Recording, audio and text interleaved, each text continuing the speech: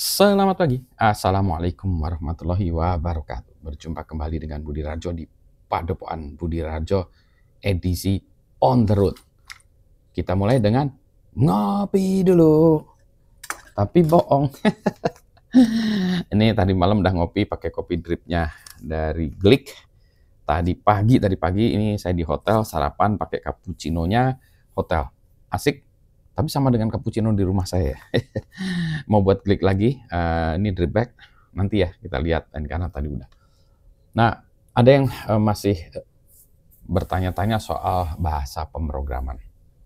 Nah, jadi kalau bahasa pemrograman, saya itu menganut kepada kondisi saat ini atau kondisi di mana waktunya, yang kedua kebutuhannya apa, dan ketiga ketersediaannya, maksudnya secara infrastruktur apa. Satu-satu dulu ya, saat ini. Saat ini bahasa pemrograman yang saya gunakan adalah Python. Alasannya kenapa? Karena itu yang paling banyak ternyata ya, paling versatile, maksudnya bisa digunakan di berbagai hal. Saya menggunakan Python untuk general purpose, coding-codingan biasa.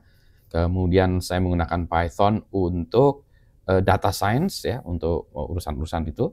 Karena banyak library-nya ya. Jadi kita misalnya data science dalam artian given sebuah datanya bisa dalam bentuk CSV, file Excel yang kemudian dikonversikan jadi CSV, separated value, kemudian kita baca, kemudian kita olah di dalam Python.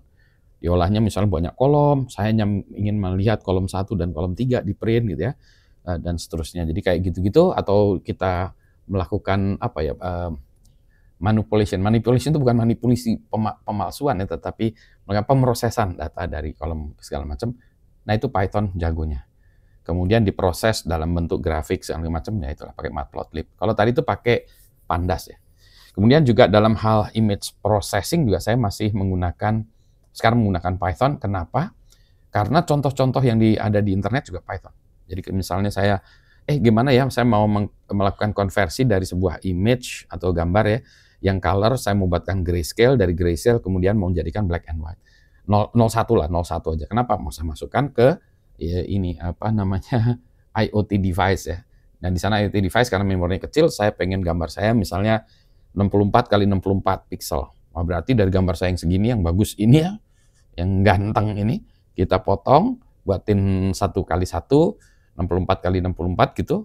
Kemudian ini kan berwarna ya, digantikan grayscale, atau sebenarnya bisa langsung ya black and white. Tapi kita melakukan banyak hal ini ya untuk adjustment, akhirnya jadi black and white 0101. Nah kalau saya nanya gitu, saya nanya ke internet ya, yang dijawab oleh ChatGPT atau Copilot, contoh program yang diberikan adalah dalam bahasa Python. Jadi itulah sebabnya saya pakai Python. Hal yang sama juga ketika sekarang saya mulai mau coba codingan ya, lagu gitu ya. Misalnya saya mau membuat dari text description ya, terus kemudian menjadi MIDI, itu pakai Python. Dan seterusnya, itu jadi pengolahan data itu. Yang belum saya lakukan sebenarnya MicroPython, Python yang dalam IoT device. Lagi-lagi Python. Di kepala saya kalau coding itu saya sebetulnya lebih cocok ke arah C, Basic, Shell Script, Perl lah. Yang kalau disingkat-singkat Perl sebetulnya. Jadi kalau saya ini otak saya berpikiran Perl dulu, baru oke di Python kan. Kenapa demikian? Ya itu latar belakang perjalanan hidup seseorang. Jadi saya jalannya kayak gitu. Jadi itu ya. Jadi otak saya mikirnya C atau Perl atau Basic, kemudian dikonversikan menjadi Python. Hal yang tidak saya sukai dari Python itu adalah itu indentation ya, tab-nya atau masuk ke dalamnya itu sebagai globbing-nya atau sebagai bloknya, penanda blok. Itu sering bikin saya kacau gitu. Itu saja sih ya, jadi Python ya. Bahasa pemrograman saya Python. Sekarang, itu kalau untuk yang general purpose. Kalau yang compile segala macam, saya condong kepada Go. Kenapa Go? Ya karena ada di berbagai platform, bisa dibuat executable. Kalau Python enggak ya, masih itu ya, meskipun ada Cython, bukan Cython ya, tapi Cython C ya. Terus ada Go itu yang itu ya. Terus Go juga concurrency-nya yang saya kejar karena gampang membuat concurrency. Jadi kalau saya memodelkan concurrency pakai Go tuh langsung cepat jadi. Gitu ya. Jadi Python dan Go. Tapi Go saya belum ngajarin ke orang-orang tuh konsumsi sendiri, dan saya belum jagoan banget dengan Go. Nah, sekarang ini. Oke ya, yang kedua tadi apa sih? Oh, soal kebutuhannya. Jadi kalau pertama kekiniannya itu gitu. Ada programming language yang lain? Oh, tentu saja ada banyak ya. Dan setiap saat itu akan ada programming language atau bahasa pemrograman yang baru-baru. Nah, jadi ya saya tidak terlalu pengaruh dalam artian bukannya nggak pengen, bukan tahu ya ada bahasa pemrograman yang baru. Nah, ini terkait dengan poin kedua, kegunaannya. Kegunaannya apa? Ya, jadi bahasa pemrograman itu tergantung penggunaannya. Kalau di dalam IoT devices, saya sebetulnya cenderung lebih ke arah bahasa C atau C-like ya. Jadi kalau saya programnya pakai Arduino itu kan mirip-mirip bahasa C ya, bahasa C. Jadi ya sudahlah ya itu C-like. Itu kalau kita mau buat di situ. Kalau kita mikirnya Python, menurut saya Python nggak perlu amat di situ ya. Kalau kita udah rada ngerti C-like ya sudah pakai itu aja. Nah mungkin, balik lagi, mungkin Python dibutuhkan juga di situ karena libraries-nya yang banyak, modulnya yang banyak Python gitu ya. Oke, balik lagi jadi kegunaannya itu. Kalau kita ingin memberikan aplikasi yang ngebut segala macam, nah saya cenderung Go. Karena nanti compile dikasihin ke orang Go. Saya juga waktu itu buat program untuk membuat baca dari serial port segala macamnya, saya buat Go aja gitu ya. Karena nanti program itu akan dipanggil oleh hal-hal yang lain ya. Misalnya itu saya manggil apa, saya buat dalam bahasa Go aja. Jadi saya kan bisa distribusikan executable-nya. Tentu saja ada bahasa lain ya. Definitely C ya. Rust juga. Tapi saya udahlah ya daripada pusing-pusing. Di kepala saya Go ini akan banyak menggantikan fungsi bahasa Java ya. Jadi kalau saya ada Java saya Go kan. Kalau ada script kan yang Perl saya gantikan Python. Yang PHP gantikan Python. Ini Python ya. JavaScript juga saya Python kan gitu. Kecuali nanti kalau kita web base ya, untuk front end mungkin masih harus JavaScript. Jadi kegunaannya kalau untuk back end saya cenderung Go. Kalau untuk yang scripting memproses data segala macam saya cenderung Python. Kalau untuk web itu saya cenderung JavaScript ya. Tetapi lagi-lagi ya kebutuhannya apa. Nah karena saya sekarang banyak memproses data segala macam, maka saya banyakannya Python ya, Python. Jadi kegunaannya macam-macam. Cuma problemnya gini, kalau Python saya mau buat produk ya, kemudian produk ini saya distribusikan kepada klien atau customer. Kalau Python kan ada source code-nya, jadi susah ya ini. Jadi ketahuan ya ini kita. Ya meskipun bisa di reverse engineering kalau kita punya binary pun, tapi itu ya maksudnya nggak dengan serta-merta dengan mudah orang melihat kode kita. Itu saya lebih prefer Go. Jadi kegunaannya. Nah yang berikutnya ketersediaan yang ketiga itu ketersediaan nih platform kita apa gitu.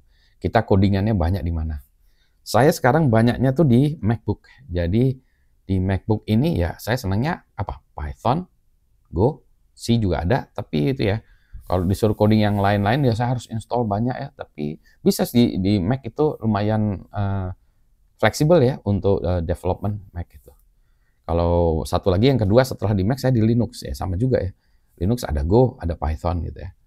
Nah, baru yang terakhir Windows, saya juga Windows biasanya untuk main game aja ya. Kalaupun Unix-like saya pakai WSL di situ, ya lagi-lagi saya pakainya Python ya, supaya portable. Jadi saya di Linux, di Windows, di Mac saya pakai Python. Go juga sebenarnya portable ya, cuma saya belum banyak melakukan eksperimen di Go. Di Windows ya belum pernah Go. Kalau Python mah udah ya, di Windows belum pernah. Gitu. Anyway, jadi itulah pemilihan bahasa pemrograman saya disesuaikan dengan kondisinya. Jadi bagi yang bingung-bingung, kalau sekarang ya saran saya kalau misalnya mau belajar programan apa, ya Python dulu aja lah ya, Python. Ya, itu aja dulu. Nanti baru kalau kita punya special purpose ya baru kita gunakan bahasa untuk kebutuhan kita. Yang utamanya apa sehari-hari itu. Ini juga saya belum nyoba lagi ya untuk hardware ya. Hardware nih kelihatannya saya harus belajar Verilog sama VHDL lagi. Dulu saya udah pernah belajar, lupa lagi. Terus toolsnya belum saya kumpulkan lagi. Saya sebenarnya ingin menjauh dari Verilog VHDL karena lagi-lagi yet another language to learn. Lagi-lagi tambahan program yang harus bahasa pemrograman yang harus dipelajari. Kalau bisa ya yang ada aja gitu. Nah jadi terakhir itu saya memodalkan itu saya pakai Go untuk memodalkan hardware. Jadi ya kalau dilihat di video perkuliahan saya tentang arsitektur komputer, saya menggunakan Go untuk memodelkan higher level. Tapi kayaknya saya harus turun lagi ya, kayaknya mungkin harus turun lagi ke Verilog atau VHDL ya. Mungkin Verilog ya yang dekat-dekat ke bahasa Asia. Kan toh saya juga tidak akan mengenerate chipnya ya, saya akan mengenerate-nya untuk memodelkan aja ya. Berarti mungkin Verilog aja cukup ya. Anyway, gitulah ya. Jadi kalau ada mau bahasa pemrograman, ini opini Budi Raharjo gitu ya Python, dan kalau mau ini sedikit-sedikit lagi Go lah. Yang lain-lain bagus-bagus ya banyak sih bahasa yang bagus-bagus. Tentu saja masing-masing punya followernya dan punya ini orang-orang yang endorse-nya. Ruby juga banyak, masih banyak yang pakai Ruby juga ya. Perl yang saya tahu hanya berapa orang tua masih menggunakan Perl. Ya saya kadang-kadang masih menggunakan Perl ya untuk sistem programming ya. Gitu. Demikianlah, selamat pagi. Assalamualaikum warahmatullahi wabarakatuh. Sehat semuanya ya. Ini saya kayaknya memang harus buat kopi lagi ya. Tapi nantilah siangan aja ya buat kopinya ya. Assalamualaikum.